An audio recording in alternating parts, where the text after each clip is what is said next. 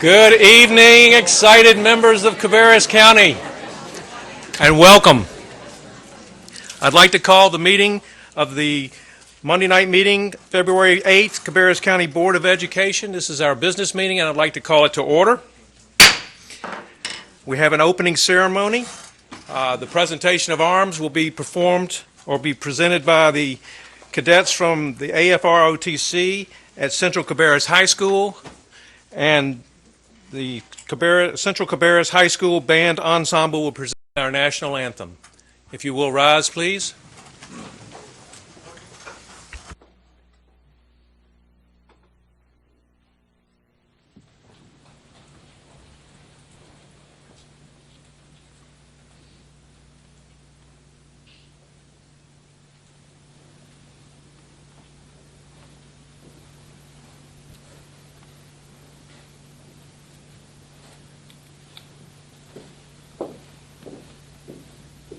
Center, face.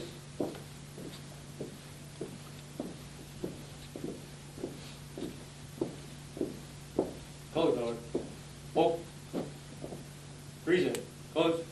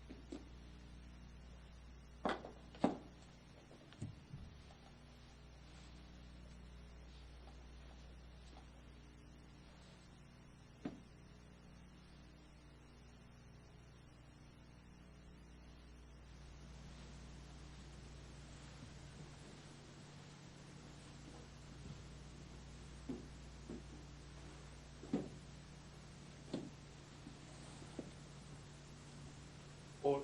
On. Color guard. Fall out.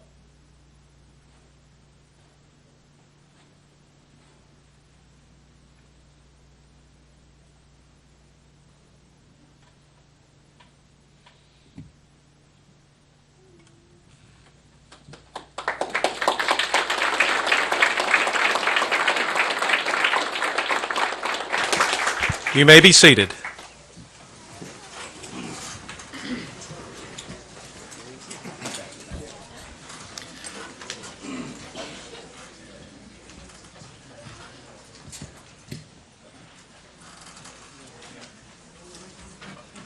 As I noted earlier, the presentation of colors was by the AFJROTC cadets from Central Cabarrus High School. The following members from Central Cabarrus presented the colors: Cadet Second Lieutenant Jared Davis, Cadet Technical Sergeant Carlos Sampson, Jr., Cadet First Lieutenant Paul Lacarta, Cadet Major Escobar East, Cadet Second Lieutenant Marcus Steele. And the cadets are instructed by Chief Master Sergeant Terry McCabe, U.S. Air Force retired, and Lieutenant Colonel Nelson English, also U.S. Air Force retired. The national anthem was presented by the Central Cabarrus High School Band Ensemble. And that ensemble was consisting of, on flute, Samantha Knapp, Emily Crestar, and Fabiola Estevez. On clarinet was Jessica Bailey, Maria Martinez Gonzalez, and Quinn Wilder. Alto sax was Jack Benoit, Amanda Sayez. Tenor sax was Sam Everhart. Trumpet was Ashley Dougal, Tanner Fries, Jared Robbins, Haley Yost. On the trombone, Connor Kelly and Gabe Wilson. The euphonium was Nick Blend. The tuba was Matthew Tyler, and percussion was Rachel Massey and Jonathan Myers. The band was directed by Tyler Stark, and I'll give him again another warm applause.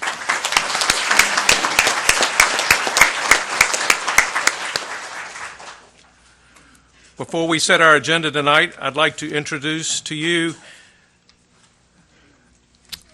Andrew Dollar, who is our SRO at Royal Oaks. Andrew, it's a pleasure to have you out here, Officer Dollar, and thank you for all that you've done for us. And now, board members will adopt the agenda. I need a motion to adopt the agenda as written. Tim Furr and David Harrison seconded that. All in favor of the agenda as written, say aye. Aye. Oppose? That motion carries 7-0. That carries us into our recognitions. And tonight we will present the Teachers Leader Cohort number 2, the recognition, and Ms. Glenda Jones is up to talk to us. All right. According to the book Developing Leaders, teacher leadership facilitates principled action to achieve whole school success. It applies the distinctive power of teaching to shape meaning for teachers, or for children, youth, and adults. It contributes to long-term enhanced quality of community life. During the fall of 2012, several CCS district leaders envisioned a program to extend the learning of teachers and allowed the exploration of leadership options while still remaining in the school building. The group you see before you, and that would be the group back here that we're going to have stand in just a minute, and several of you visited with prior to the board meeting, is the second cohort of the Cabarrus County Schools Teacher Leaders Program. This group met for the first time in January of 2014 with a total of 71 teachers who accepted the challenge. Tonight, we end with 42 graduates. From this second cohort, we have hired 5 assistant principals, 1 dean of students, 7 lead teachers, and 1 curriculum and instruction coordinator. 3 of our members are currently in the Principal Fellows Program. In addition to these pursuits, all of these teacher leaders also collaborated with their principals to develop and take on leadership roles within their schools. Therefore, within this group, we have PLC chairs, lead teachers, grade level and department chairs, school improvement chairs, mentors, teacher recognition committee chairs, and CCS curriculum writers and facilitators. Our goal for this program was to provide these teachers who were already superstars in the classroom the professional development to help extend their skills to increase the capacity for leadership in their school and in our district. These teacher leaders now use their enhanced skills to have crucial conversations, make strategic and sound decisions, understand and explain the essential components of effective instructional and engagement practices, and to teach their adult colleagues differently than they teach their students. Therefore, they have assuredly extended their influence from teaching their own students to supporting and nurturing other teachers to be more impactful in their classrooms. I'll end with a few anonymous quotes from Cohort 2 that sum up our program's impact on our teacher leaders. One participant said, "The most dramatic measure of how it has changed me is how I prepare for a meeting and/or presentation." Another said, "The program provided various perspectives to an array of leadership areas. It has opened my eyes to those and given me a host of tools to use both personally and professionally." At this time, I would like to ask the second cohort of teacher leaders to stand so that we may salute them and their accomplishments with this program.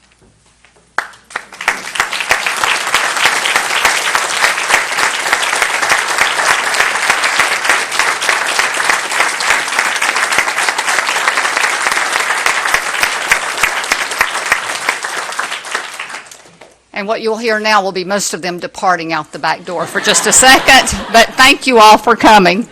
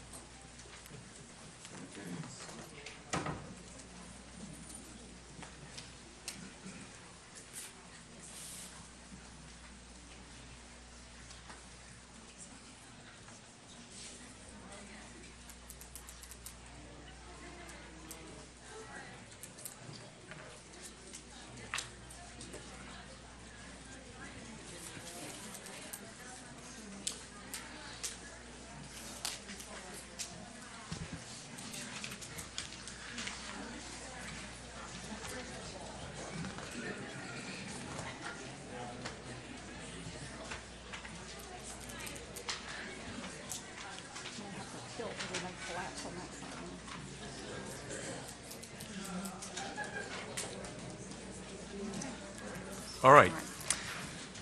All right. They're an excited group of people, and so now we're going to, Ms. Jones is going to present to us the Hilbish Ford Teacher of the Month. Dr. Lowder, are you going to stay here? Well, we're going to recognize this person. Actually, earlier today, we presented Karen Abraham as the Cabarrus County Schools Hilbish Ford Teacher of the Month for February. Ms. Abraham could not be with us tonight because she had another engagement, but Ms. Abraham is a fifth grade math teacher at Pitt School Road Elementary School. She was nominated for the award by one of her students who called her an outstanding and caring teacher who also happens to be hilarious. Mrs. Abraham teaches at a nearby college and could not be here this evening, but we congratulate her on this award. We are also grateful to Hilbish Ford and to Tim Vaughn for their continued support and generosity, and we also appreciate Mr. Vaughn adjusting his schedule this morning so that we could present her with this award. Thank you.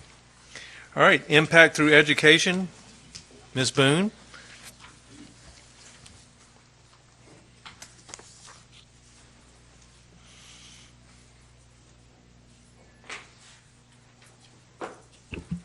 Good evening.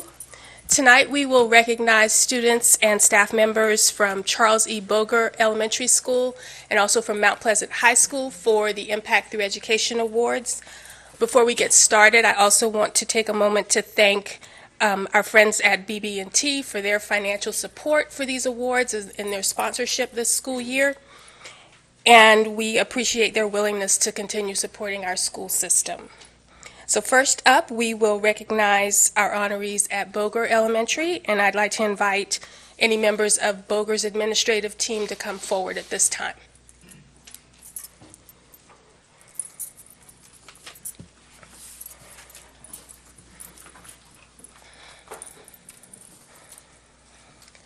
Our first honoree from Boger tonight is Samantha Phil. Would Sammy and her family please come forward?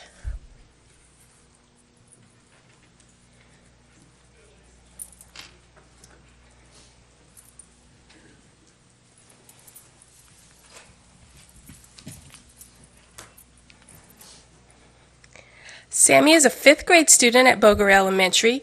She loves being at Boger and participating in school-sponsored plays. She likes having fun with her friends and says that the teachers there are awesome too. Sammy is a second-degree black belt and junior instructor with Taekwondo America and placed 9th nationally in her junior black belt division for 2015. In the classroom, she shows her leadership skills by helping others and being a model student. A staff member commented, "Sammy always has a smile on her face and always shows compassion to her fellow students." Outside of school, Sammy plays the violin, swims for the Northwest Tiger Sharks, and in the spring plays softball for the Odell Rec League. Last year, she was recognized for her artwork by Northeast Medical Center.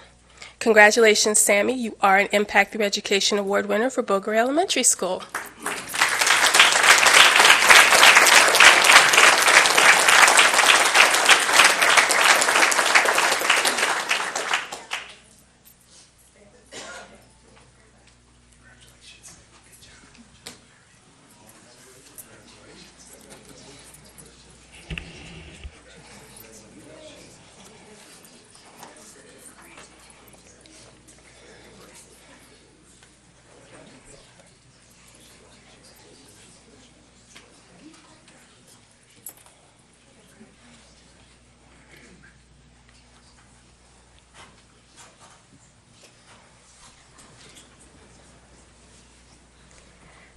Our next honoree from Boger Elementary School is Reed Van Pelt. Would Reed and his family please come forward?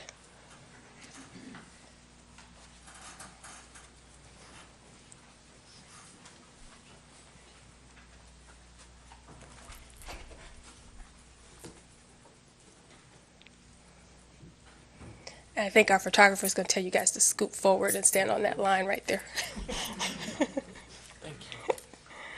Reed is also a fifth grade student at Boger Elementary. He is in Pack Troop 254 as a Webelos 2 at Bethpage Methodist Church in Kannapolis. He also attends Gilwood Presbyterian Church, where he is active in the Pioneer Group, as well as serves regularly as an acolyte. In class, Reed enjoys working on team assignments and helping others. One of Reed's teachers described him as a hard-working young man who is always kind and respectful of his fellow classmates. He is just a joy to have in class. In his spare time, Reed enjoys raising his 35 chickens that support his organic egg business.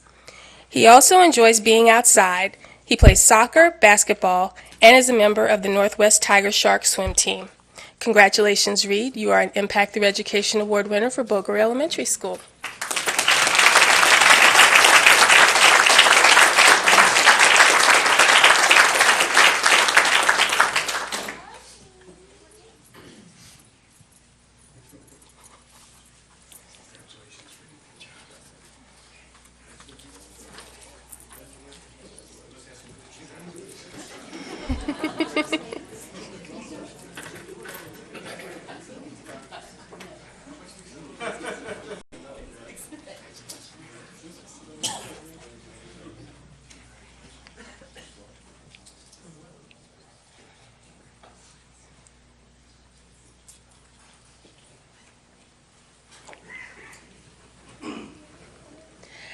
Our next Impact Through Education Award winner for Boger Elementary School is Mr. Jake Gray. Would Mr. Gray and his family please come forward?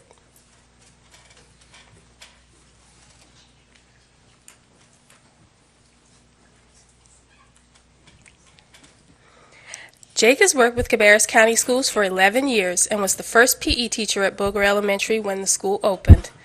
Mr. Gray says he enjoys building positive relationships with students and their parents as he promotes healthy living and exercise through the PE curriculum. When he's not teaching in the classroom, he can be found coaching a female volleyball team at Carolina Courts or pushing his own Boger colleagues in a pickup volleyball game after school.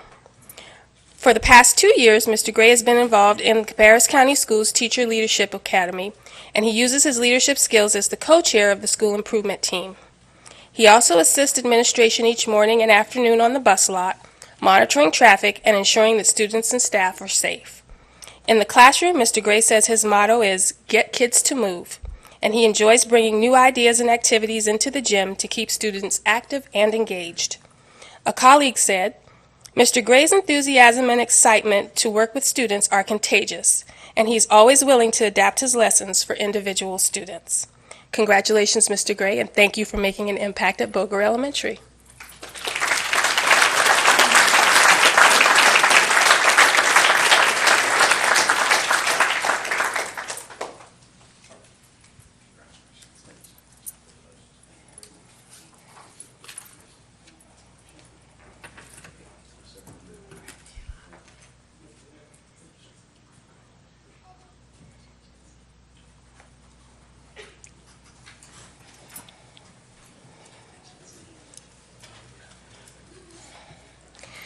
And our final honoree this evening from Boger Elementary is Mrs. Amy Patterson.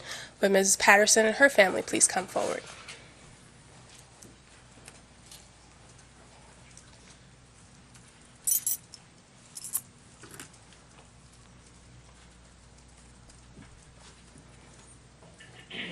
Chances are, if you ring the door monitor at Boger Elementary, the person who opens the door is Amy Patterson. Amy has worked with Cabarrus County Schools for 24 years, and for the last 3 years, she has greeted students, parents, and visitors at as Boger's office receptionist. She's a lifelong resident of Cabarrus County and says she loves the school system and the people she works with each day. In the office, Amy is a multitasker. On any given day, you will find Amy enrolling students, answering the phone, scheduling school events, checking in students, and simply promoting a positive and collaborative work environment. One of her colleagues says, Amy is extremely organized, thorough, and truly cares about the students and staff at Boger.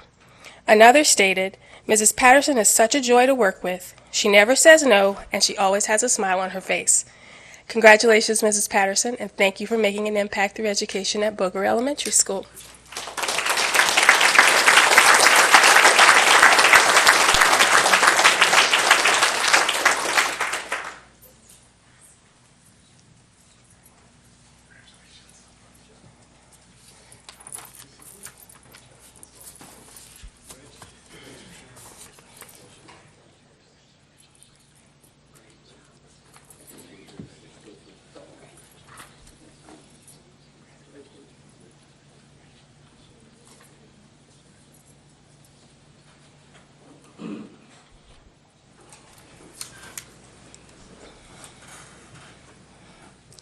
Now we will move on to recognizing our honorees from Mount Pleasant High School, and I'd like to invite any members of Mount Pleasant's administrative staff to come forward at this time.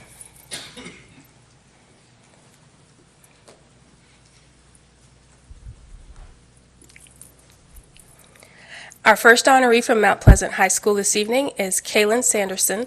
Would Kaylin and her family please come forward?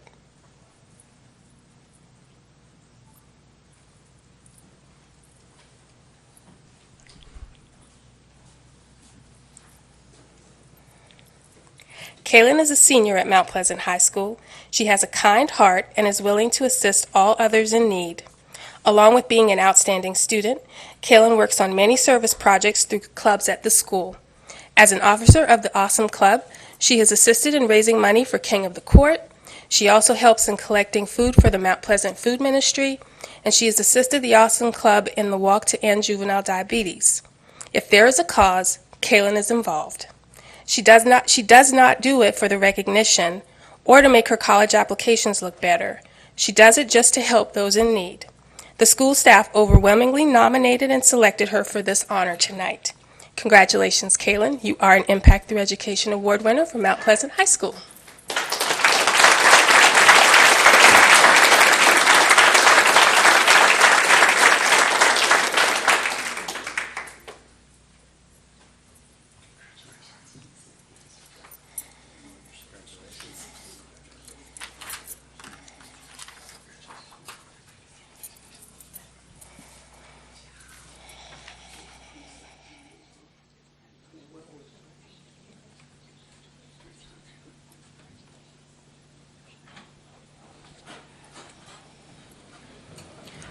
Our next honoree from Mount Pleasant High School is Tatiana Portel. Would Tatiana and her family please come forward?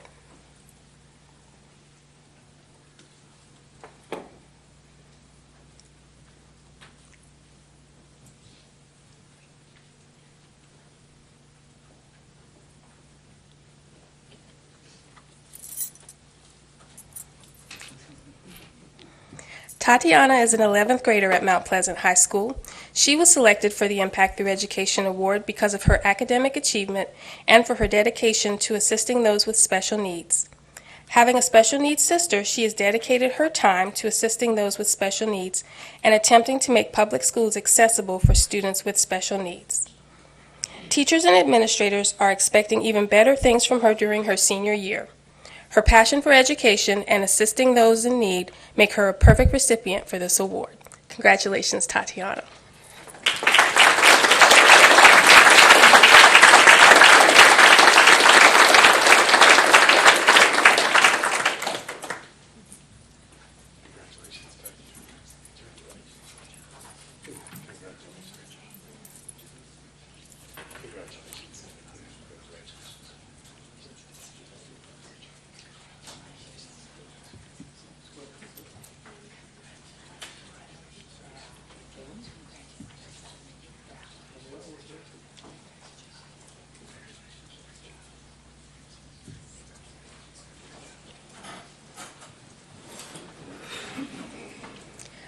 Our next honoree from Mount Pleasant High School is Mr. Andy Russell. Would Mr. Russell and his family please come forward?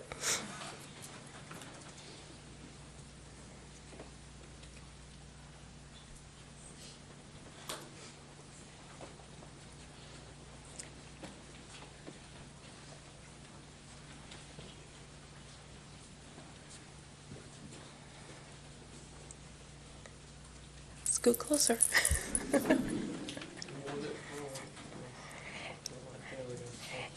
Andy Russell is a Spanish teacher and also serves as a student council advisor for Mount Pleasant High School. He is a native of Cabarrus County, having graduated from Central Cabarrus High School. Mr. Russell studied Spanish at the University of North Carolina at Charlotte and is a 9-year veteran of Cabarrus County schools. He spent the last 3.5 years at Mount Pleasant High School. Mr. Russell was the perfect choice for this award. His dedication to the school and his students is evident in all that he does, and his great attitude spills over throughout the school. He puts the students in the school first, is dedicated to his craft, and has an impact on the school environment. He's always positive and will do anything to better the school. He oversees many functions through his role as student council advisor, including homecoming, school dances, and school fundraisers. In addition, Mr. Russell can often be spotted supporting his school and his students at athletic functions and other events. Congratulations, Mr. Russell, and thank you for making an impact through education at Mount Pleasant High School.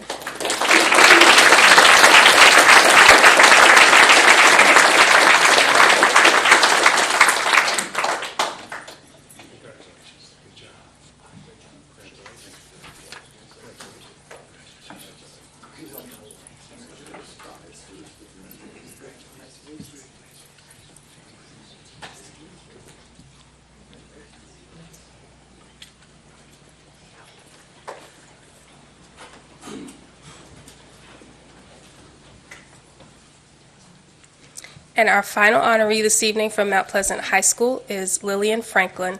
Would Mrs. Franklin and her family please come forward?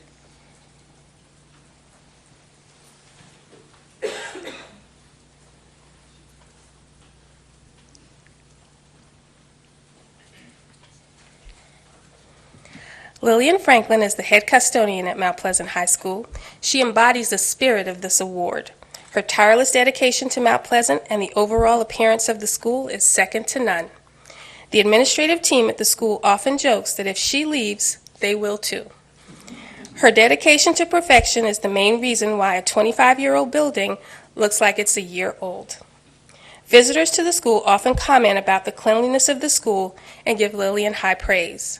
She also has high expectations of all of her staff and is willing to do whatever it takes to ensure that the school is in tip-top shape. Mount Pleasant High School could not run without Lillian Franklin. The school is lucky to have such a dedicated employee. Congratulations, and thank you for making an impact through education at Mount Pleasant High School.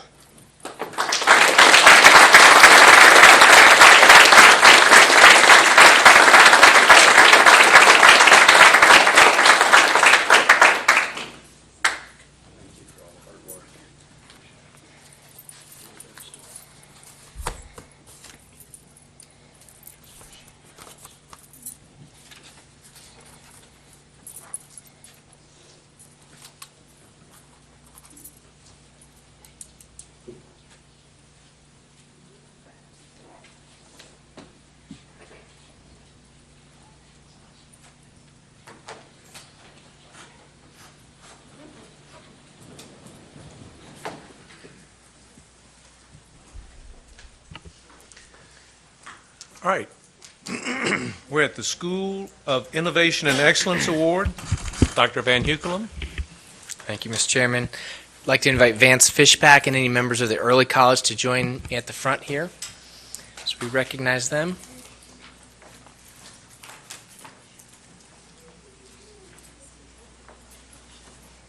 Got the whole crew. All right. Yes.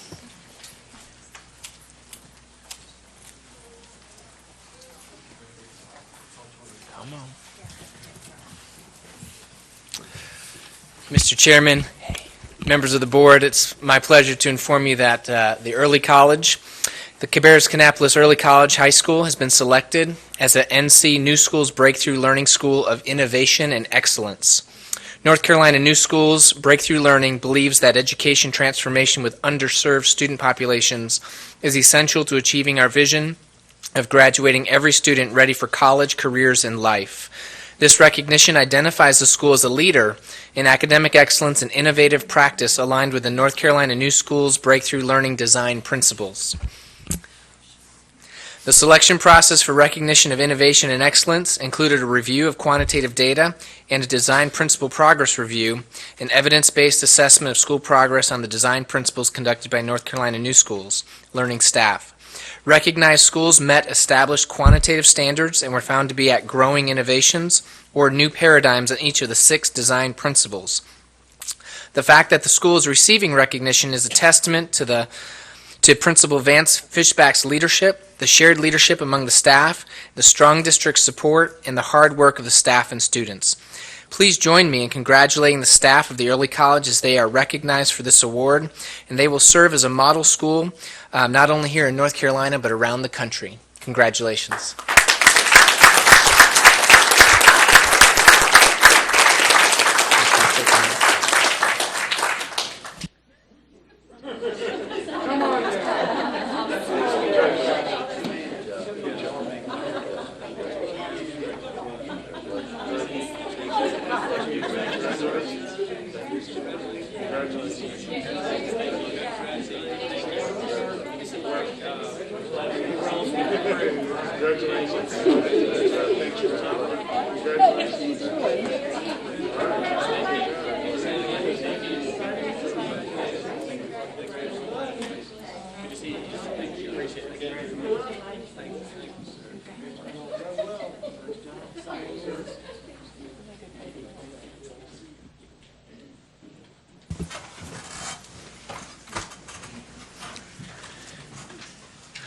Dr. Lowder is down to present the NCSPRA Blue Ribbon Awards, and that is the North Carolina School Public Relations Association. Yes, would the public relations team members please come forward?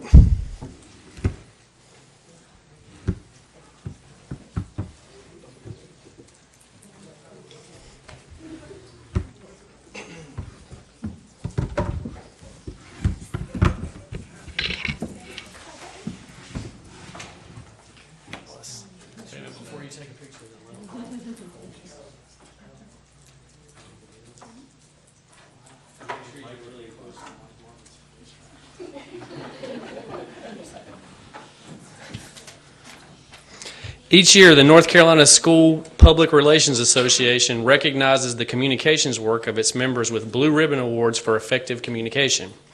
Cabarrus County Schools received 8 awards this year, 2 gold, 4 silver, and 2 bronze for the following communication products. Gold awards for publications, Excellence Shared, the Cabarrus County Schools Annual Report for 13-14. This is the 4th consecutive year the annual report has won a Blue Ribbon Award. And for image and graphic design, Images for Student Breaks. For silver awards, Digital Media Engagement, Graduation 2015, and Back to School 2015-2016. For marketing, the new Superintendent Announcement and Introduction, and Listening with Lowder Community Feedback Sessions. Those are really good. The bronze awards were Digital Media Engagement, Instagram Launch. For publications, the Graduation 2015 Poster. Please join me in congratulating this group of 3 that does a lot to make our district look good all the time and nobody really notices. So thank you for your great work. We appreciate that.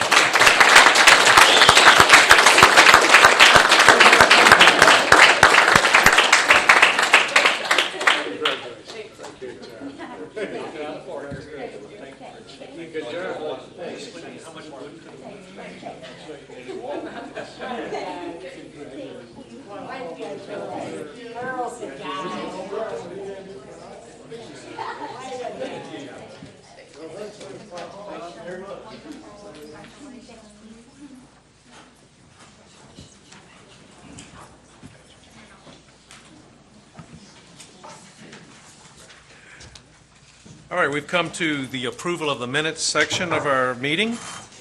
We had approval minutes for January 4th, which is our work session, January 11th, which was our business meeting, and January 27th, which was our annual board retreat. I didn't see any comments on the minutes, so I assume that we're ready to take a motion on all 3.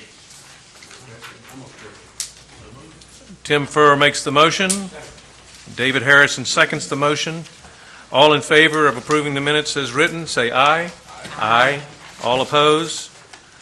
All right, that motion carries 7-0. All right, we're now coming to our reports, and before we start, I have a few comments to make, or just a comment. Hoping that my distinguished counterpart here, his shoulder is starting to heal after that comment that he made. I know he's really proud of his work out in the community, and he's done a really good job, and we really appreciate what Dr. Lowder has done over the last months as our superintendent. So, Dr. Lowder, now I'll pass it to you. All right, so we have a few tonight. First of all, a reminder that we will be open for school on Monday, February 15th. That is a makeup day for one of the weather days that we lost.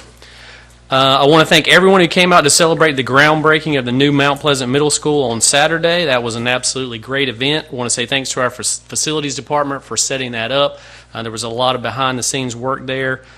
Great community event. It was exciting to be a part of that. We had about, I would say, 400 or 500 people that showed up from the Mount Pleasant community for a bonfire. It was really nice way to kick off that school. We're really proud of that, and we appreciate the community support of that. Congratulations to Logan Patterson, who is a first grader at Weinkauf Elementary School. His artwork was selected to be the official design for the 2016 Special Olympics Cabarrus County Spring Games t-shirt, and those t-shirts will be sold at the games this year. The latest edition of the digital magazine with our fine PR department that we just talked about, the CCS Lookbook, will be available for viewing online beginning tomorrow. The edition includes interviews with our Principal of the Year, Mike Jolly, as well as updated statistics and figures about our school system. We have a rescheduled date for our financial aid night that was rescheduled because of weather. It's now Wednesday, February 10th from 6 to 7 at the Public Library in downtown Concord. We had to postpone that because of weather. And last, I just want to point out some schools that have got some financial awards here over the last month. Wolf Meadow Elementary School got a $10,000 grant for intercession camps from the Haas Foundation. Odell Elementary School got a $10,000 grant for the theater program from Duke Energy and the National Theater for Children. J.M. Robinson got a $10,000 grant for furniture for their Academy of Advanced Manufacturing and Automation from Ingersoll Rand. Weddington Hills Elementary School got a $1,000 grant for plants native to North Carolina from North Carolina Beautiful. Beverly Hills Elementary and Harrisburg got $1,500 and $3,400 respectively from Union Cooperative for various classroom projects and programs. And 9 schools got $500 per school from the Probst Brothers and Exxon. They were Beverly Hills Elementary, R. Brown McAllister, Mount Pleasant Elementary, Patriots Elementary, Rocky River Elementary, Royal Oaks Elementary, Weinkauf, Early College High School, and Cox Mill High School. So quite a bit of funding and grants that our schools have been awarded this month, which is a tribute to them and their work. So thank you very much. Mr. Chairman. Yep. Go ahead, Ms. Just Carpenter. real quickly, again, I was at the event on Saturday, and again, I just want to say how proud I was of just everything. And again, our grounds people, they did a wonderful, Mr. Lowder, I know that you did a wonderful job. And again, I just want to say how proud I was of our staff. They just did a great job with that, and it was just so much fun. And I'm just glad that we broke ground and that we're building Mount Pleasant Middle. And I told them I would dance when it's ready, and I'm going to stand my ground. I'm going to do a dance when we cut that ribbon. So again, I'm just glad that we're on go on it. Thank you, Ms. Carpenter. All right, let us move on to our consent agenda. Oh, wait a minute. Before we go to consent agenda, I have a guest speaker. And the guest speakers, in accordance with our board policy 2310, that was revised by the board on May 11th in 2015, a part of each business meeting will be set aside for citizens to address the board. Sign-up cards will be available for any individual or group to indicate their desire to address the board. Speakers must hand a completed card to the board clerk no later than 6 p.m., the normal start time of the regularly scheduled monthly business meeting. The board chair will decide the time devoted to public comments. Speakers must complete a contact information card including their name, group name if applicable, address, phone number, and a list of the general education related topic of their presentation for the board minutes. Tonight, Mr. Bill Duncan from Waxhaw has come to talk to us about employee benefits and just wants to introduce himself to the board. Hello, Mr. Duncan. Yes, sir. There's really this just a personal introduction for me. Although it is good to see familiar faces as well. Glenda and I have worked together with PANC for a number of years, and Kelly with NC-ASBO through NC-ASBO, and I know that working with the School Board Association conferences, I've had a chance to meet one or two, but I have not had a formal way of meeting y'all, and so all I wanted to do was introduce myself. I left just a few pieces of information for y'all to take with you. Excuse me, oh, you're fine. Between my shoulder and my hip. It's just working that way.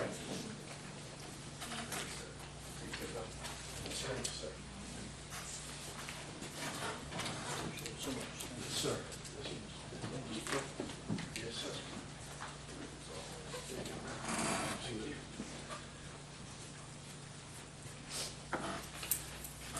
And like I say, I will be just a simple introduction. I am in my 37th year working with employee benefits, and just really wanted to let you guys know that we are here. We do a lot of employee benefits here in the state. Cabarrus is not one that we do.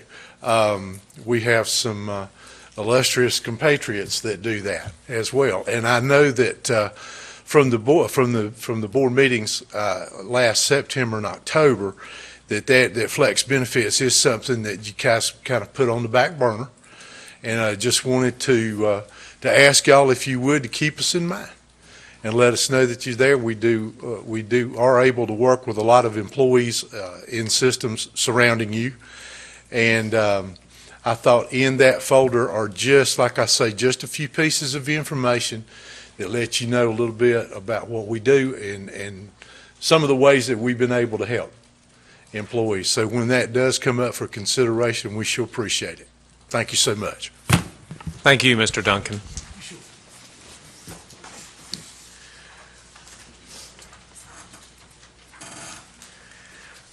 All right, board members, we've come to Section 8, which is the approval of the consent agenda.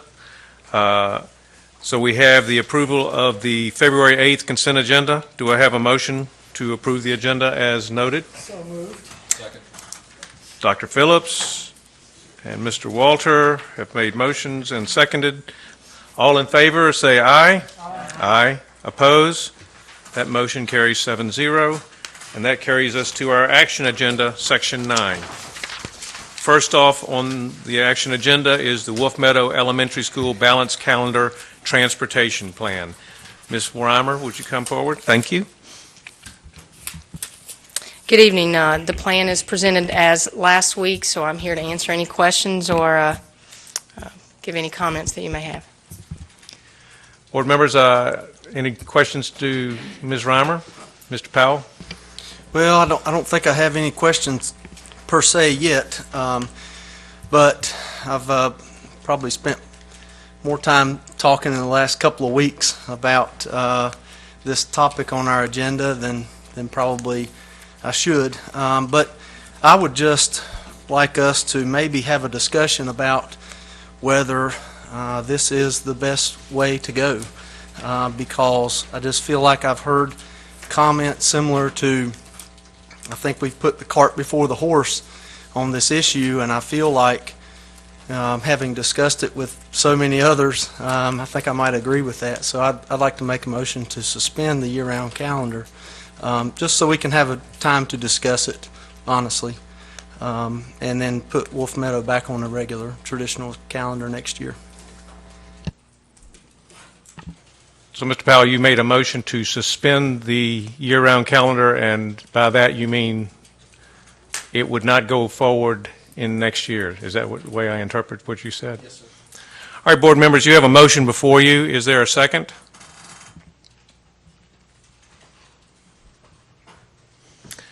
All right, there's no second for the motion. I'll still entertain any more discussion, any more questions for Ms. Rhymer?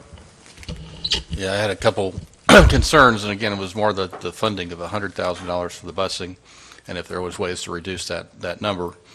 And then the other thing that I was looking at is we got the report last week about the Our 10-year plan, it had some, numbers and projections, and we're moving children into those schools that are over capacity. Yet there's other schools that are closer that aren't, that apparently have open, one school, 100 seats open. Why would we not decide to reduce costs by using one bus and just putting them all at one school? Okay, so when we looked at what schools we would choose after we initially recommended Irvin, obviously because that school was close and it was on the correct tier for our transportation, as well as it mirrors Wolf Meadow. So as we decided and listened to our families a little bit and knew that we needed to give a few more options, we again tried to look at those schools that would mirror Wolf Meadow. And so that was the first reason why we chose them. We also will be looking at some of our schools that do have seats for our overcrowding as we prepare to build our new elementary schools. So with that in mind, in the back of the mind, as well as wanting to mirror the school that we're moving students out of, that was the reasoning. So we can't find any other alternatives that would reduce this proposed cost? According to how many students actually take the bus ride, it could possibly go down. It could possibly go up based on the number of students that do accept the transportation. But at this point, that's about as low as we can get it. And that's being funded from fund balance? Is that how we're paying for this? Or how? Mm-hmm.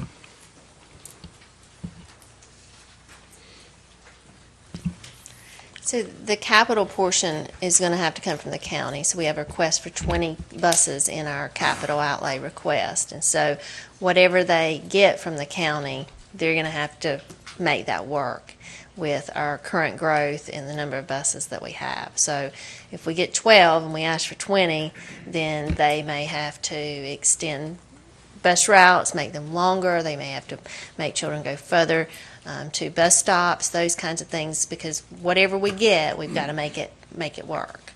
So we're not getting 2 buses just specifically for this? No, we're asking for 20. But we're adding, okay, then I don't quite understand what the buses are coming anyway, so we shouldn't be considering that as a cost of this program, or is it?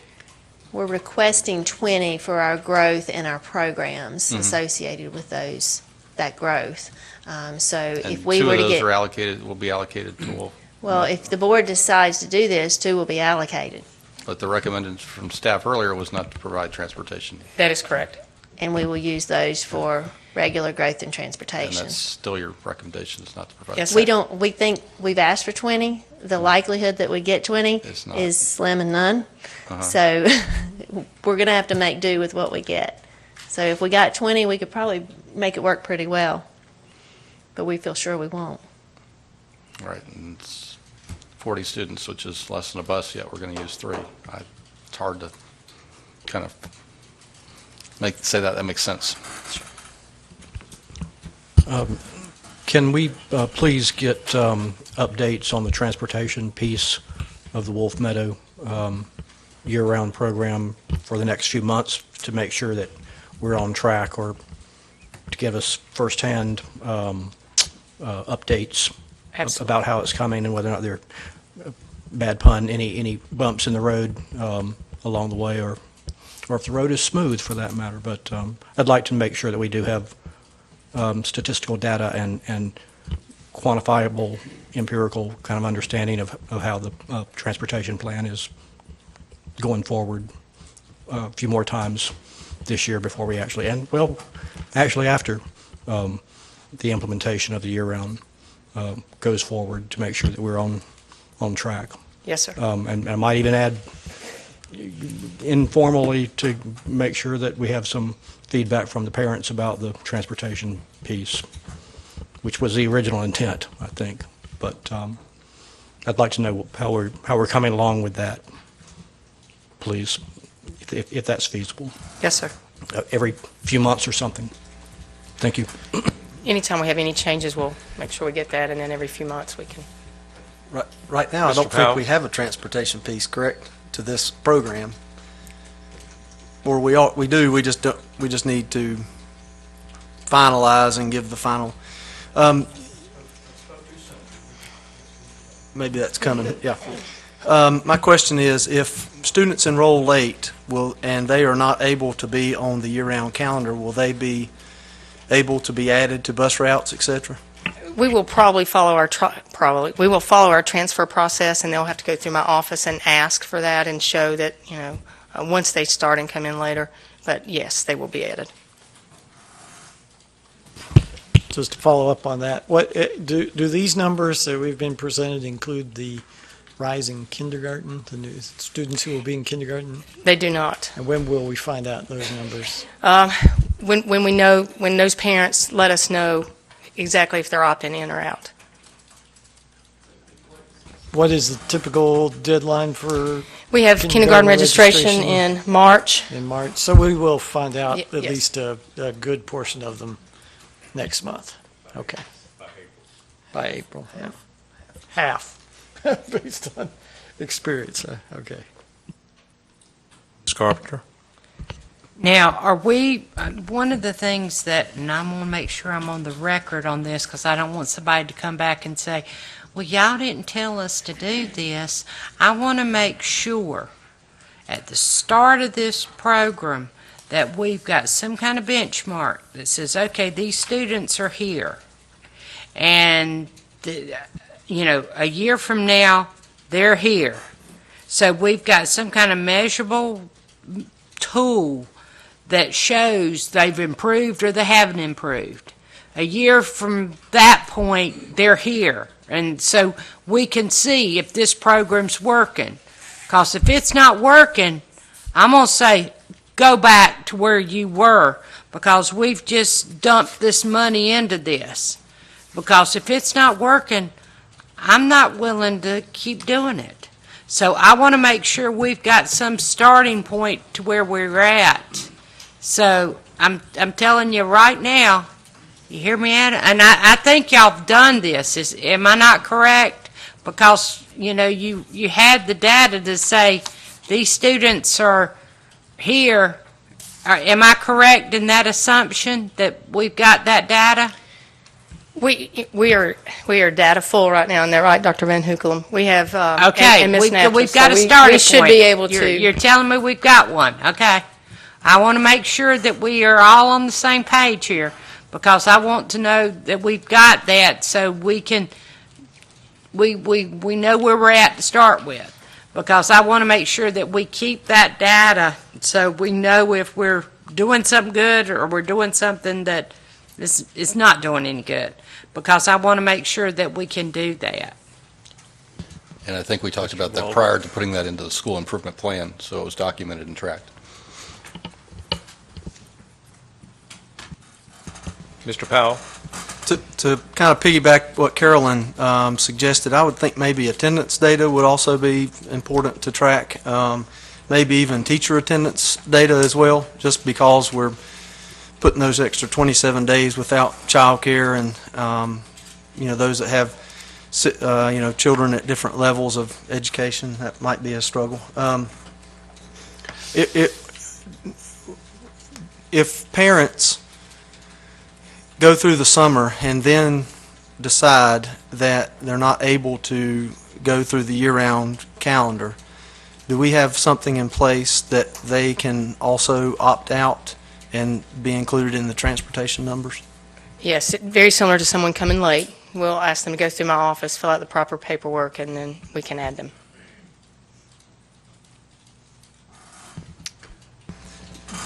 Do we, I don't want to talk about anything confidential, but do we have a record of, are those staff members, there are only a few of them, have they been able to find positions elsewhere? I know that I'd say probably 40 teaching positions have come available just since, I think I only looked through December. But are those teachers been placed yet? Have those teachers been placed yet? I was going to say, we've just finalized the transfer process that went through the end of January, so we've compiled the list to send out to principals. So to answer your question, no, we've not gone through the whole entire transfer process yet, where folks are actually interviewing and being selected. I have met with the principals from the impacted schools. So for example, without going into confidentiality, you have some teachers who have listed multiple schools that they would be interested in going to. So I will be sending the list to the board sometime later this week so that you can see where they're looking to actually transfer to. That help? Mr. Harrison? And just one last question along the lines of Ms. Carpenter's comments. Exactly and precisely what tool or what assessment or what will be the thing that we begin tracking, that we begin looking at, which in theory and in our belief and strong conviction now will be the thing which does provide the proof to the pudding, so to speak, for the success of a year-round program. Again, I'm asking, because we want to hold everybody to it, what exactly will be compiled or pulled together or analyzed so that in time we can have an assessment that we can make further decisions from. So this is an issue, we're going to work on our strategic plan next week, and this is one of the things that this group, in particular the board, is going to have to agree on, is that there are many ways to judge a school. So you can talk about proficiency, and you can talk about growth, and you can talk about ranks, and you can talk about attendance, and you can talk about a teacher attendance, and we take all that data for every school. And so you guys as a general order are going to agree, or we're going to all discuss on what are the metrics that we think we want to judge on, because you may have great proficiency and low growth or vice versa. And so which one do you want to point to? And so if you say, well, we're going to look at proficiency, let's say, well then are we going to do something different with Wolf Meadow than we're doing with everybody else? I would suggest that we not. What we're saying is, was there an improvement based on that, whichever metric we decide to use? And so we know that historically, research-wise, that teacher attendance and student attendance is actually better at year-round schools than it is at regular schools. Performance tends to be, if you look at all the research, is not a huge measurable difference. But it is something that we want to look at. So I would just say part of that is a question back is this board has to decide how you want to measure it. And so when you say we're going to hold you accountable for that, well, I don't think we're really going to hold Wolf Meadow any more accountable than we're going to hold anybody else. And so when we look at any other elementary school, we look at, did they improve? Well, what are the measures that we're looking at? So we'll do the same thing with Wolf Meadow. We certainly aren't singling them out. And so that discussion, I think, will take place a week from now, and it'll be part of what we decide is, what are we saying we want to track and measure our schools by? If you're saying that we're going to judge them differently than we are other schools, then that's something that, again, I still think that would be for Wednesday to say, well, we're going to track measurement at every elementary school this way, but at Wolf Meadow we're going to hold them to a different standard. I certainly wouldn't be for that, but if we're going to do that, then we want to articulate that before we start. One of the things that Adam had said, he was talking about how the students lost so much during the break, and that was one of the things he was trying to prove, that hey, if they didn't have that time off, they wouldn't lose it. So that was something he was trying to be proven, that if they went all the time, they wouldn't do that. Now, how are we going to prove that if we don't have that standard in there? As I said, we're going to look at it just like we did before. So we'll look at all the measures that we just discussed before they were on a year-round calendar, and we'll look at it after they were on a year-round calendar. But I don't think we're going to have a different standard for that. It's certainly something that Dr. Auerbach and the school wants to achieve. It's one of the reasons for doing that. But again, there are 10 different measures you can look at every school with that we have that data for each year. And one of the things, as a new strategic plan, we're going to say, this is how we're going to measure our schools, and we'll do that one the same way. Mr. Powell?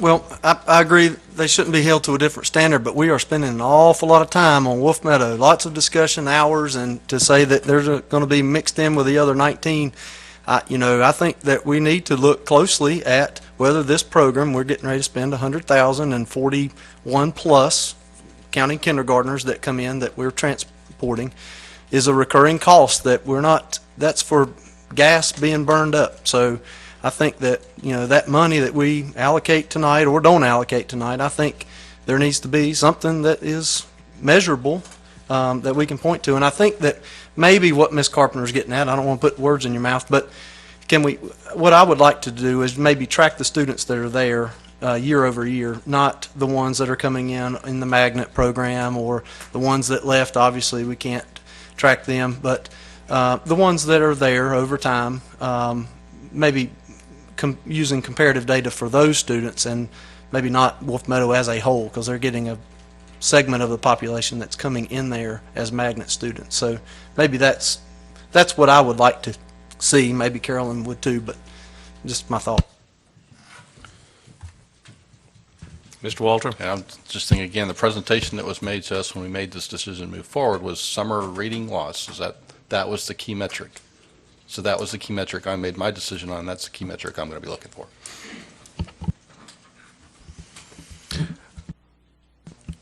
Any more discussion? Well, I'm glad I opened that can of worms. And Dr. Lowder, I look forward to the information sharing that you'll conduct with us. I think you said next week. And keep in mind, as I'm painfully well aware every day, that I'm not a professional educator, and I can barely spell EOG, EOC, or the other components. That I say that jokingly, and what they mean as an educator. So you'll have to educate me on what these tools are and how they are used and applied, and if we are a data-driven organization, then not only what is the data and numerically, but what does it qualitatively mean. You'll have to do a lot to just educate me on how to make that decision or contribute. Right, and Dr. Probst and Mr. Fail are going to lead us through the process of kind of agreeing on, all right, what are we going to say we're going to look at, because there are lots of measures, so that's work for next week. Yeah, I guess I'll join in on the discussion, even though last week when I talked about this this Wolf Meadow deal, I wasn't going to spend 45 minutes on it again like we did last week. I think we done beat this thing pretty good, so it's time to make a decision. But it's with my 5 or 6 years down here, what I've come to understand and appreciate is just like Mr. Harrison said a few minutes ago, we're not educators. None of us up here are lifetime educators or full-time educators. So a lot of times we have to go with the staff's recommendations. We we went with part of the staff's recommendations, but we want to please everyone. And just maybe this is just a reminder, but when we look at this 10-year plan, like I've mentioned before, and we're going to have some tough decisions to make with redistricting, we're not going to please everyone. And the more we please everyone, it's going to be 100,000 here, 100,000 there. So sometimes we just need to sit back, listen to the staff, do your investigations, do your research, and like I said last week on this year-round school, I talked to people in Union County, I talked to educators down there, I talked to parents who went to done a similar thing, year-round schools with similar type schools as Wolf Meadow, and their words to me was, if y'all can make it happen, you need to make it happen. It's the best thing for the kids. And so, with that said, I know 100,000 seems to be like a lot of money, but the recurring cost is not 100,000. And I said before, I'm not going to let another thing from being down here for a while. When we can find money every once in a while. When things are really important, Kelly pulls, she's got a magic hat or money buried or something. But when it's really important for the kids, we seem like we can make things happen. So. And I was like Vince. I still think though we may have put the cart before the horse. If we knew the full financial cost, we may have looked at this thing differently. But then again, with back to the students and kids, we got to do what's right. And sometimes money is an object, but when we need to try to overlook that sometimes and look at the future. And if it doesn't work, hey, we scratch it and go on to something else. But at least let's give it a chance. Yes, ma'am. Well, I agree with Tim, and that's what it is. And I want to thank Adam back there and your staff for all the work that you've done, and our staff for everything that's been done. There's been a lot of work put into this. And for the parents, too, they've done a lot of work, and I want to thank everyone for that. But we've got to think what's best for the children, and what we've got to do, as Tim just said, give it a chance and let's see if it's worked. As we talked a long time ago, we did try it one time, but I don't think it was given a real chance for it to work. And we put a lot of time and effort into this now. And again, the data, I really want to make sure, and that's why I brought this up a few minutes ago. Let's make sure we've got that groundwork set so we can get the data, so we can see if it's going to work, and so we've got something to base it on. And again, what was just bought, we're not looking at that 98,000 each year. It's going to drop down. But let's make sure we have that data to work from, because Kelly, she'll come after us. She won't let us spend more than we've got, and I won't. And I'll be right there with her. I'll be right there behind you, Kelly. So I'll make sure they don't too. So let's move forward for the good of the children. All right. Okay. We're voting. This is the last one, because I want to get a motion. We're voting on we're voting on transportation. We're not voting on the year-round school. We've already done that. We're all supportive of that, or most of us are supportive of that. That's this transportation project, and staff does not recommend that we spend the money on providing the door-to-door. So, all right, there is a motion in your minutes, and it's my turn now, Mr. Phillips. You've had. Okay, good. Well, thank you. Thank you. Dr. Phillips, if you will, because I didn't want any more discussion. I move that the Wolf Meadow Balanced Calendar opt-out assignment plan to include Weddington Hills Elementary, W.M. Irvin Elementary, and Rocky River Elementary schools. Further, the school district will offer door-to-door transportation for students to the opt-out schools. Second. All right, Dr. Phillips has made the motion. David Harrison has seconded it. I would like to make an amendment to that motion. I would like to offer this for 2 years, and at the end of 2 years, it would be, we would no longer offer this option, and that, I think, is a fair amount of time. So if someone would like to second my amendment, they're free to. it's the best we can get, though. I'll second that. Okay. Is it appropriate for Dr. Phillips to accept the friendly amendment? Well, procedurally, you have an initial motion, now you have a motion to amend, so typically you would vote on the amendment, and then it would be up or down, and then you would vote on the underlying motion. All right. Would be the normal procedure. So I've offered an amendment, and Mr. Walter has seconded that. Is there any discussion? If not, all in favor? There's discussion, yes. Yes, sir. Yes, sir. Go ahead, Offering it Mr. for 2 years is kind of ridiculous to me. Those demographics are not going to change. The reasons for providing transportation in the first place was because of the demographics that were outlined during the presentation last March and then in October. So I think that's just not appropriate. I think if we provide transportation, it should be there. Regardless, those just because it's not going to change things after 2 years. Okay, wait a minute. Look at it. Excuse me. It's your turn. Would you like to speak? Well, originally, we had said we were just going to look at the program for 3 years. That gave it time to say whether it was good or if it was going to work or not going to work.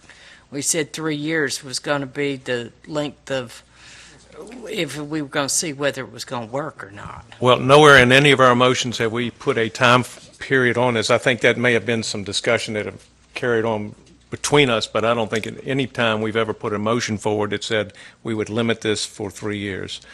But I believe people have talked about it amongst themselves, but I don't think that there's been any, I don't believe any motion like that. Any more discussion on this amendment? Mr. Chair, is your 2 year, is it 2 years for transportation or 2 years for the program? I just want to be clear. Just for transportation. Just 2 years of just for this motion okay. that Dr. Phillips offered up. All right, thank you. If there's no more discussion, Mr. Furr? Sure, I understand. So you're saying after 2 years of people that's living in the school district, if they do not want year-round school, then they're either got to live with it or provide their own transportation or move? That's Right. correct. They would just have to provide their own transportation to one of the schools that their child would normally go to for middle school. Or go back. They would go back to Wolf Meadow and go year-round, yes. So the amendment is before you. All in favor of this amendment, say aye. Aye. All opposed, say no. So the motion is defeated for the amendment, 2-5. All right, we're back to the original motion now. All in favor of the motion as originally quoted by Dr. Phillips and seconded by Mr. Harrison, say aye. Aye.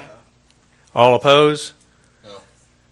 All right, so we have 6-1 for the motion as written, Ms. Monroe.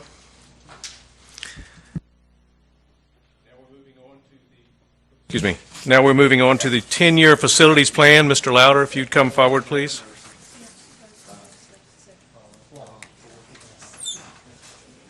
Yeah, Rob seconded it.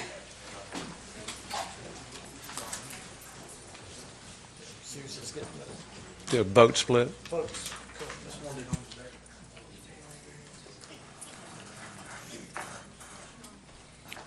No? Okay. I was just waiting for you to finish. As you're aware, we've obviously presented the 10-year plan, had it in a couple of discussion meetings, both in your work session and your planning sessions. And if you have any questions, right now I guess the motion is that we accept the 10-year plan as presented with and obviously ask Cabarrus County for funding for $264 million to fund that 10-year plan. Any questions? I'll make a motion, we approve. Third. Mr. Furr made the motion to approve it. Dr. Phillips seconded that motion. Is there any discussion? Well, I'm still not Mr. Walter. Entirely comfortable. I'm sorry. I'm concerned about capacity. We're talking about extreme growth in our county, and these numbers are low. I don't know if there's enough capacity in that program with just one high school, one middle school, one elementary school in the first 5 years. I'm not sure there is either, but that might be all we can afford to build right now. And I think that's kind of where we are right now with the county and our discussions. So for those three, I would be in favor, but you're talking, part of that plan has to do with condensing schools in Concord. That doesn't necessarily add a whole lot of seats to deal with growth. Yeah, it's about 400 seats, yes, but that's all it adds. But that's all it adds. So we also have a replacement issue problem that's really severe right now. It is. Our school. I'm just concerned that we don't have enough. This plan doesn't have enough capacity overall. That's kind of that's one, and then on the other end of things, last year we talked about not going with a centralized high school because of the impact it has on all the different other schools and the redistricting we're going to have to do. But I'm just not sure if I'm comfortable with that yet. So. And I understand that it is going to be a challenge, but the bottom line, if you can only build one, you need to build one that has the most impact on all your schools, not just one district or two districts. So therefore, that's why the recommendation it's just is not in my head. I just don't see how that is quite going to work. But I know everybody's put a lot of thought on it, and I do understand that part. But I'm just not yet comfortable with the fact that that's the best move. But I do think we do need 3 schools immediately. I'm just concerned about the tail end of the plan not adding enough capacity. And generally, what I hear, I believe what I hear being said is that as huge as $264 million seems, we could justify other needs, I think to Mr. Walter's point, but in terms of a realistic number that we can present to the county in the short term, the 264 is at least something that the county can work with us on. As far as the logistics of opening this school and moving those students there, that's the three-dimensional chess that we pay y'all the big bucks for, so that's what we have to hold you accountable to, up and down the administration. So I have absolute trust that you can make all those arrangements happen with the resources that, whatever the county resources are that they provide to us. And I think it's as good a plan as we can put together at this point. So I'm in support of the plan as it is. Thank you. As stated earlier, we will build them as fast as they will fund them, obviously, and do our best to do so. But right now, we do realize there are some limitations on how they can finance it right now. So we thought this is somewhat of a realistic request for the amount of funding based on the indications we've had in our discussions with them previously. All right, we've had discussion, and there's a motion before us. Mr. Lowder, one thing, if you could update the plan, the matrix that shows the populations at R. Brown McAllister and Beverly Hills to reflect the additional students, I don't think that those numbers got adjusted. Based on the new magnet program numbers that we now have, I think that would help tell a little bit more of a story. They would not be in the green, they would be in the yellow at that point. And I think that we need to show that. It's not going to help, it'll help Patriots a little bit, so it would drop the Patriots number a little bit, but the bigger thing is that those schools would now be in yellow rather than in the green. Our intent is to go to all of our schools in a cycle here to reevaluate the programming in that school and then to adjust accordingly based upon what we feel like we can maximum fit in that school based on the program that we have to have. And our intent is to try to, as you said, Mr. Walter, is to increase the capacity of those schools as much as possible without impacting the educational effort we have there before we can move forward. So we'll do that. All right, thank you. All right, board members, Mr. Powell. Well, I would just maybe some comments about that, and I think I shared some of Mr. Walter's concerns when we had the breakouts during the retreat time, I think, as far as the program capacity versus the building capacity maybe, or whatever the other capacity is.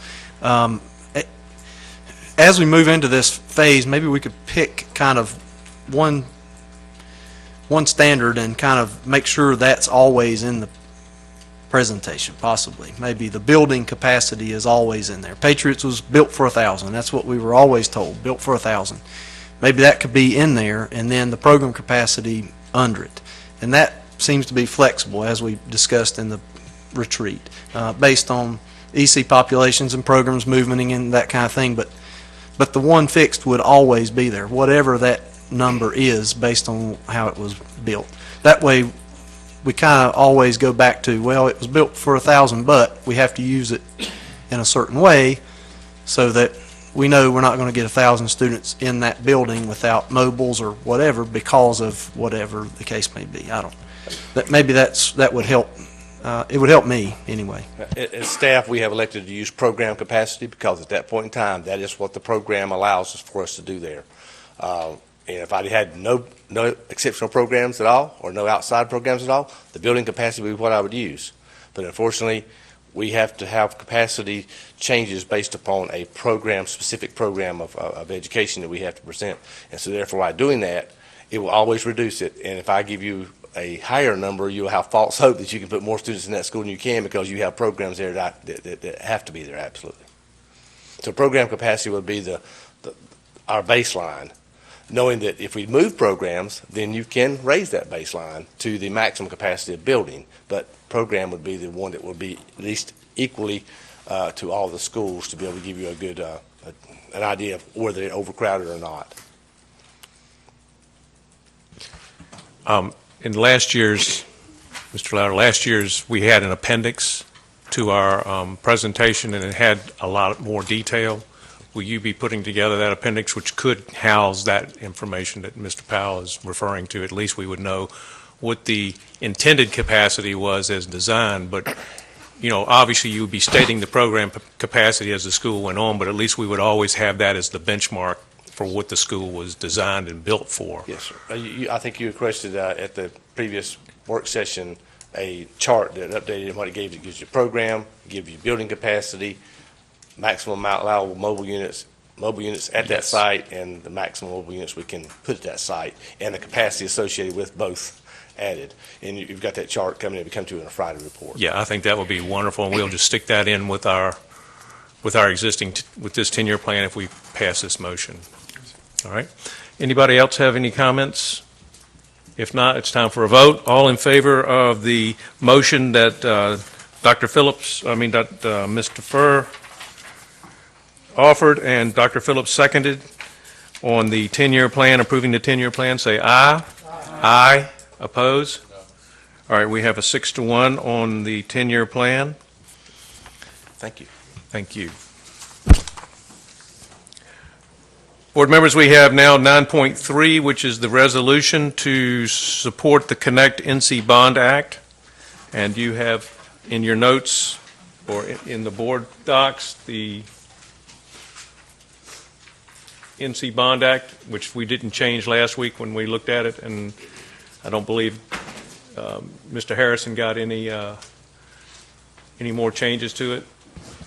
And just as a recap, Ms. Carpenter and I were speaking to leadership of the Ronnye Cabarrus Community College one evening, and it seemed like a good opportunity for this board to support the community college in our kind of a joint effort to have a pipeline of students who come out of our programs and go into Ronnye Cabarrus to further their education.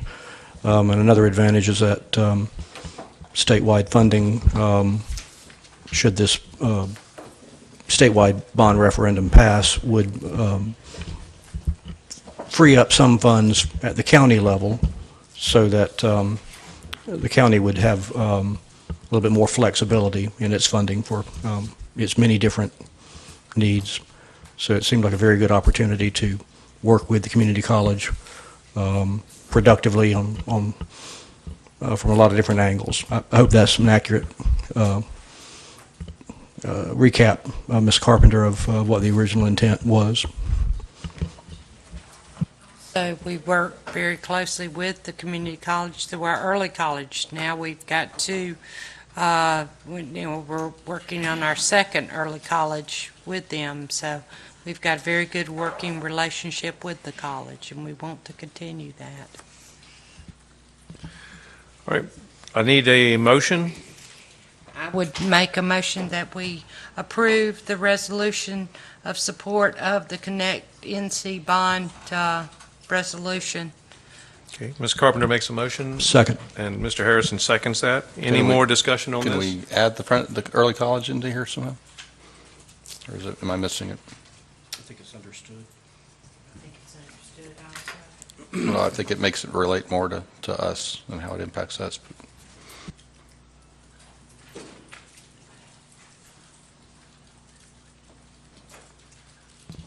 Does anybody want to wordsmith it to add the early college into the whereas $7.2 million will allow Ronnye Cabarrus Community College to upgrade and construct facilities to offer state-of-the-art learning experiences for the citizens of Cabarrus and Rowan counties? You want to add it right in there? Well, they've got, whereas 58 colleges within, it talks about training and educating 40% of them.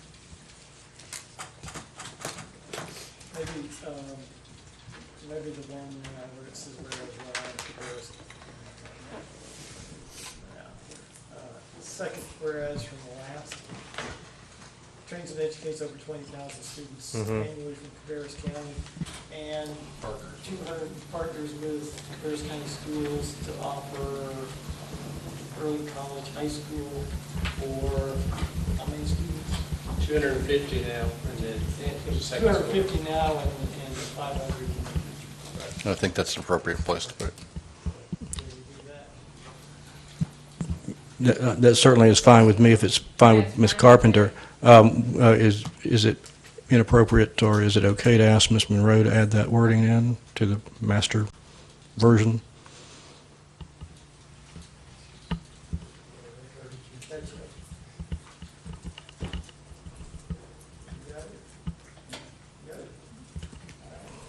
I think we're set.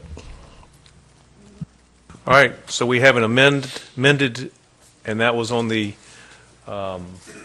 Second. second to, yeah, there it is.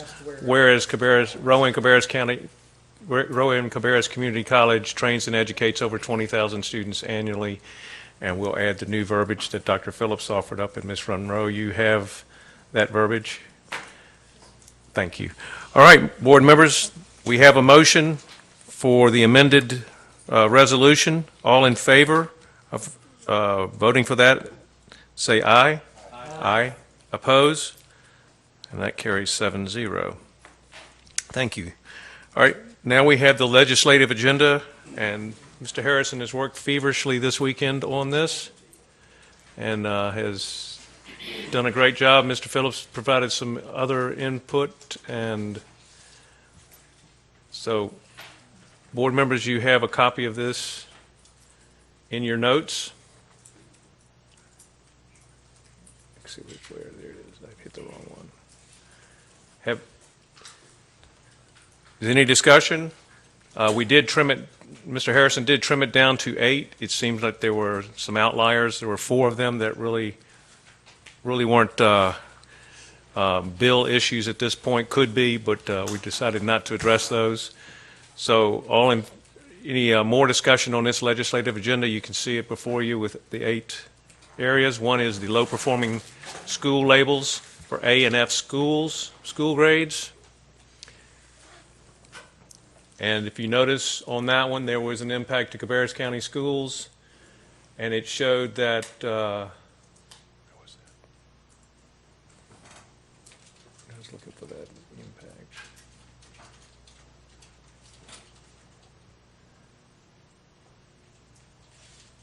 Ten-point scale. Yeah, did you put? Yes, sir. It's in my. There it is. There it yes, is. Sir. Page. Yes. Page 2. The impact would be, and Dr. Van Hukkelen provided this information, that the number of Cabarrus County schools with a grade of F would increase from 1 now to 13 if we had the 10-point scale, and the number of Cabarrus County schools with a grade D would increase from 4 now to 10. So that would be, instead of 5 schools being a D or an F, we would have 23 schools that would be a D or an F if they were to have gone to the 10-point scale this year. And so we're definitely standing up to make our feelings known on that one. The next one is to reduce testing, and the third one, there's some language in there that they're trying to do some pilot testing, but they haven't really brought anything to bear on that. Next is the sales tax refund, and if you see it says specific impacts upon Cabarrus, there's nothing there. Ms. Klutz provided me a number, and the impact to Cabarrus County schools, if by not getting the sales tax reduction, is $913,000 yearly. So we are being what's the best word to say? We're being penalized by not having the sales tax deduction by close to $1 million a year, $913,000. David, could you add that to it for me? Yes, sir. Done. I would suggest that we amend that. And then the school calendar. Mr. Walter and I serve on the school calendar committee, and there have been some very negative losses over the last couple of years, and especially going forward. Believe next year we start school on the 29th, the year after the 28th, the year after the 27th, and the year after the 26th. So we get short school years for the next 4 years. And we have to, because they also give us a hard end date, that we have to finish school. So we're asking for a little bit more flexibility in our calendar.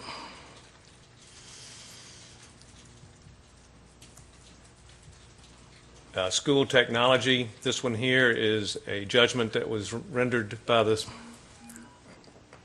courts in North Carolina in 2008 for $747 million obligation. Per capita, that means a $15.9 million is what Cabarrus County schools would get if you used the per capita North Carolina numbers. So that's a lot of money that should have been paid, but as a result of the state not living up to its fines and forfeitures agreements in the past, and this is in the early 2000s, they had this much of a debt they haven't recognized.